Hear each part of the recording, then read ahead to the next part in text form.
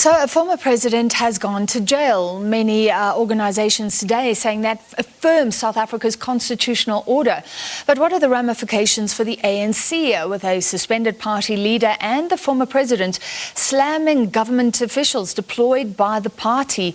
Let's look at the ANC and the country. We're joined by political analyst Asanda Ngoasheng. Thank you for being with us, Ngoasheng. Ms. Ngoasheng, was last night... what did that moment mean for the ANC?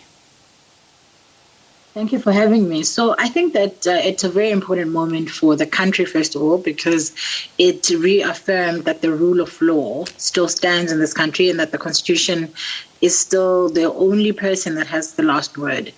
In terms of the ANC, I think it was a good day, but it was also a bad day for the ANC. So I think it was a good day because finally, as the governing party, they finally gathered the courage that they needed in order to be able to figure out a way to take Jacob Zuma to jail.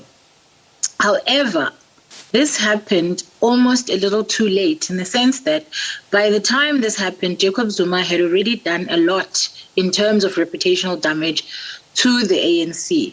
He had already created a situation where he had put the entire country under threat of political stability, and his party had done nothing to discipline him in that moment and has continued really honestly to do nothing to discipline him, because sending him to jail has got to do with the contempt of court. There has been no sanction from the ANC about Zuma and his membership and everything else to do with that. Yeah. They've suspended Carl Niehaus, but there are also a couple of other members of the ANC who participated in this warmongering, who participated in these threats to our political stability, who need to be suspended summarily or even fired, really, because there are enough grounds for, bringing the brand and bringing the political party into disrepute.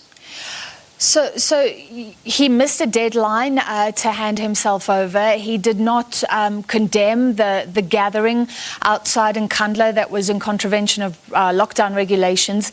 The world then saw the former president criticize the judiciary again and suggest that the current government of ANC deployees is hounding him more than anyone was ever hounded under apartheid.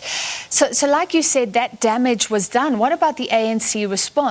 Suspending an ANC NEC meeting, sending delegates there, not distancing itself from what was going on. Yeah, I think this is why I'm saying that the ANC is in a very tough spot, because a lot of damage has been done to its brand, in particular what you've just highlighted, that, they sent NEC members, and even the earlier decisions of doing things like sending the Minister of Police, who then had to be the one who was in charge of making sure that Jacob Zuma was eventually sent to jail. The kind of people that they sent, the Tony Yengenis of this world, and the kind of social media messaging that they were giving, and all of that combined really has led South Africans to ask themselves why it is that the ANC continues to have the power and the potential to destabilize this country when they have actually such a small following. Because if you look at the numbers, as I've said before, the ANC was only voted into power in South Africa by 10 million votes out of a potential 38.7 million people who could have voted, and 7 million of the other votes went to opposition parties. And so we're seeing a political party that every single year and every single election has a percentage drop. If you look at the numbers from 1994 up until, the last election in 2019, you'll see that the ANC numbers are dropping. And so the ANC is waning in popularity. And part of the reason why it keeps winning is because people rather would, boycott the vote than go and vote against the ANC. And what they don't seem to understand is that when you don't go and place a vote, you are in essence rubber stamping whatever the majority of whatever percentage of people vote is going to decide.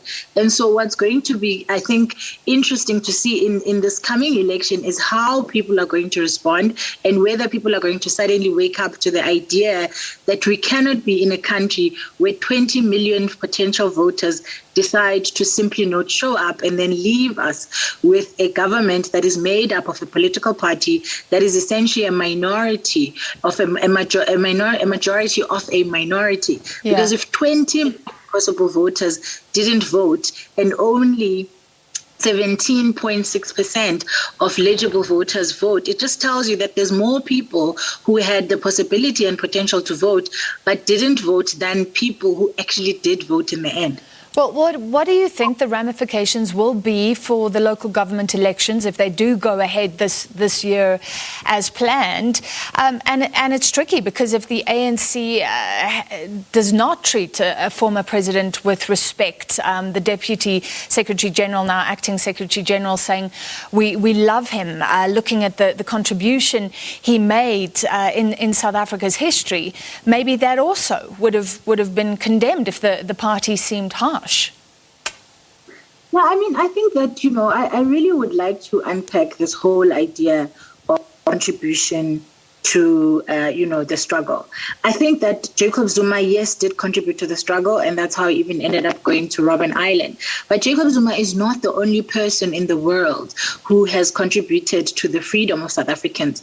Almost every single, family, particularly black families in this country, can point to at least one person who either was injured, was maimed, or in some way actually was harmed by the apartheid government while they were fighting for their rights. So it's not as if the South Africans were sitting at home and looking to the ANC to liberate them and they themselves did nothing. And so while we appreciate the contribution of Jacob Zuma and many others in the ANC, it should not give them a blanket check to be corrupt, to disregard people, and to rile up political instability, rile up, tribalism, things that we thought we had dealt with in the name of I once was helpful to the country. I believe somebody like Jacob Zuma, honestly speaking, he has done more damage at this point than the good that he did. He has erased every single act of goodness that he has done because he basically put South Africa under almost 10 years as president. And if you even count the time that he was deputy president, he really did a lot of damage to our economy. And that's why we're in junk status now in terms of the levels of corruption, endemic corruption during his entire tenure. And if you look at the potential of South Africa economically, the kind of mineral wealth we have and the kind of economy and economic potential that we have and what he actually did with it, it's really astounding that most South Africans are not even more pissed off with him. And I really get shocked that the ANC continues to drag this man around. They should be kicking him out of the political party altogether because he has done nothing but bring trouble to them for many, many years. And he has been evading the courts, as far back as 2005. And let's remember that now he's going to court he's had to go to jail for being in contempt of court. He still has corruption charges that are coming. There are potentially new charges that still may be laid against him coming out of state capture. And so this is a man, as long as he's connected to the ANC brand, is going to drag the brand. All right, we have to leave it there. Thank you, political analyst Asanda Ngoasheng. And maybe next time we can talk about how much support he could garner if he was outside of the ANC.